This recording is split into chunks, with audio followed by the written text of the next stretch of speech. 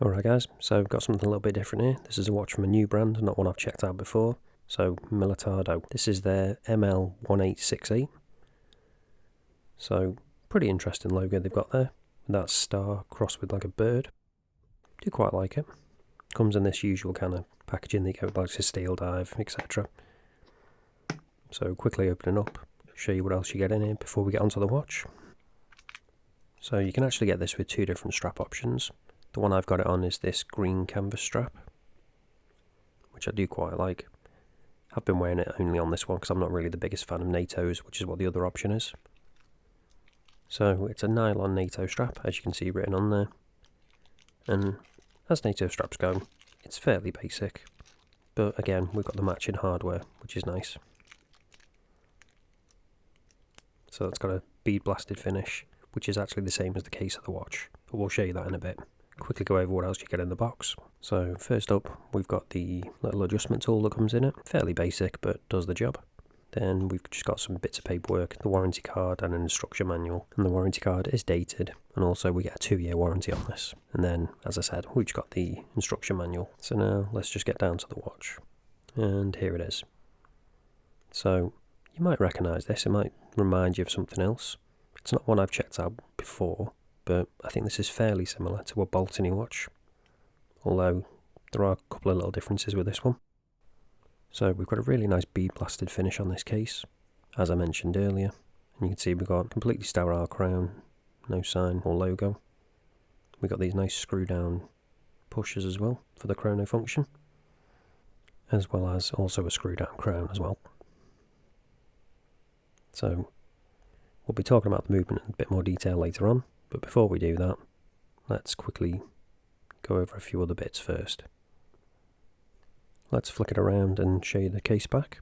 So we've got that Militado branding on the back there. Otherwise, it's a more or less sterile case back, and it's a screw down one as well. So that is the only branding on the watch. There's nothing on the dial, nothing on the crown, nothing on the buckle, just on the back of the case. You can also see we've got a quick release on this strap as well, which is always good. And then we've got this leather backing canvas strap. And then we've got that sterile buckle there, again with the bead blasted finish.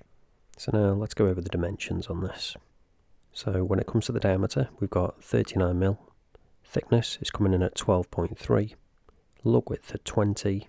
And then the all-important lug to lug is coming in at 46.8. So really nice compact dimensions there. In terms of weight, it's coming in at 68 grams on this canvas strap. So it is going to wear nicely on wrist with these dimensions. Another thing that also helps with it wearing nicely on wrist is the case shape as well.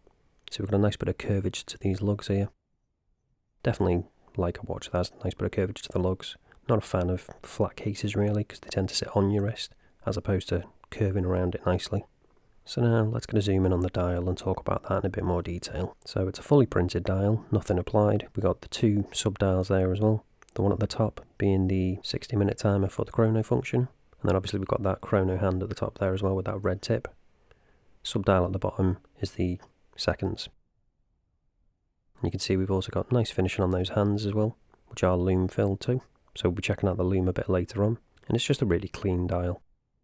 Fairly simple. I also like the fact that there's no branding on there at all. I think it suits the style of watch quite well. It's all printed well as well. No issues at all, including the minute markers and the minute track and everything. And when it comes to that crystal, we've got a nice slight curve to it. Not domed, but it is an ever so slightly curved one. So let's check out if it's actually sapphire, using the trusty diamond selector tool. And yep, we have got sapphire crystal, so that's always good to see.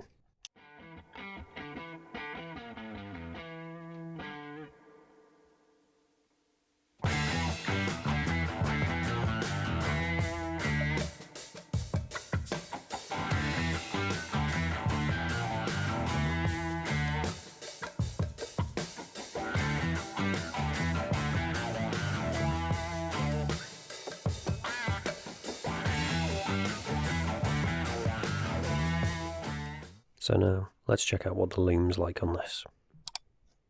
So you can see we've got a little bit there already, but let's charge it up, give it a proper chance. And there we go. So as you can see, initially, pretty impressive loom.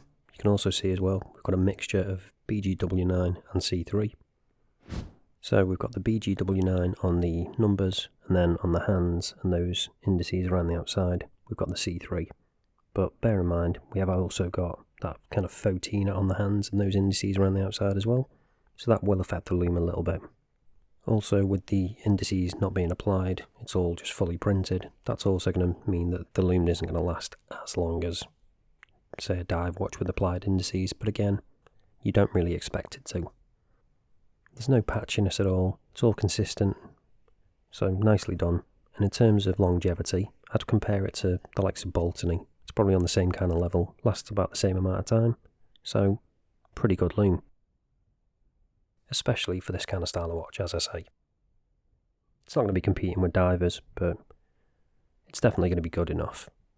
One interesting thing in terms of the loom is the fact that they've put loom on the chrono hand, on that tip, but they don't have it on the subdials, so you can use it partially, but not fully. So a little bit of an odd choice there. They should have gone either all in and done the subdials as well, or maybe not just done the chrono hand at all. But again, not really that big a deal, because you're probably not going to be using it at night. But I just thought I'd point that out. So now, let's quickly show you this movement in action. So, unscrew the screw, and the pushers as well.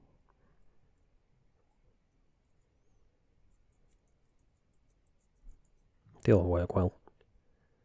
So, if we pop this out, we have actually got a go state position on this. So the movement in this is the VK61. So we have to pop it out again. You can see second hand stop, so we've got hacking. And then we can just change the time.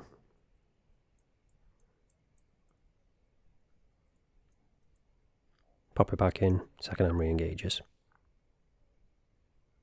And then that just screws back down nicely. Now let's talk about this chrono function. So press the top pusher. No, hang on, I haven't unscrewed it fully.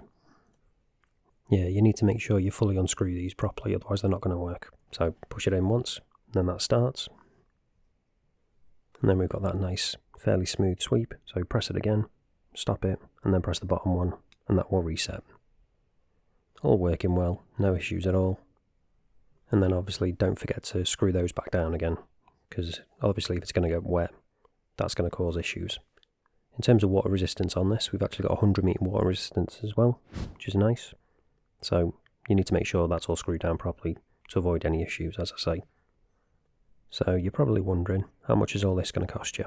So it's $129, which is about £103, about 118 euros, which I think is a pretty good price, considering what you're getting. You're getting that really nice bead plastic case, that slightly curved sapphire crystal, the 100 meter water resistance, that nice sterile dial, which I do appreciate, and then obviously this nice canvas strap with matching bead blasted hardware.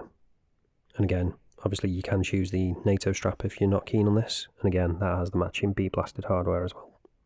So overall, I think it is a really nice package. It's got pretty good loom as well. So I can't really think of any issues with this one. Oh, I forgot to mention as well, you've also got the quick release on that strap, which again I do appreciate if you do want to swap it out. So the only thing left to do now is show you what it's like on wrist, and then you can make your mind up and decide whether you want to pick one of these up or not. So here's what it looks like on my 7-inch wrist, and as I say, it does wear really nicely, and I do really like this strap as well. I think it suits the watch perfectly, and it's nice and comfortable with that leather backing as well, and obviously quite tough with the canvas on the outside. And I do appreciate they've got that bead blasted buckle matching the case as well. And I do like the curvature to these lugs, just helps conform to wrist, as I said earlier, and obviously that fairly compact lug to lug as well also helps. It's just a really clean looking piece. I do like it a lot. You've got a little bit of polishing on those hands just to add a little bit of interest to what is an otherwise pretty plain dial. But again, that is the style. And I think they've done it really well. But the question is, do you agree? And if you do, are you interested in picking one up? And if you are, which strap option would you be going for? Would you be going for this canvas, or would you be going for the NATO? If you do want to pick it up, as I say, link is down in the description. That is an affiliate link, so it will help support the channel. So please do consider doing that, as it does help me keep doing these videos. But that's it for this one, guys. Hopefully you've enjoyed this, and I'll see you in the next one.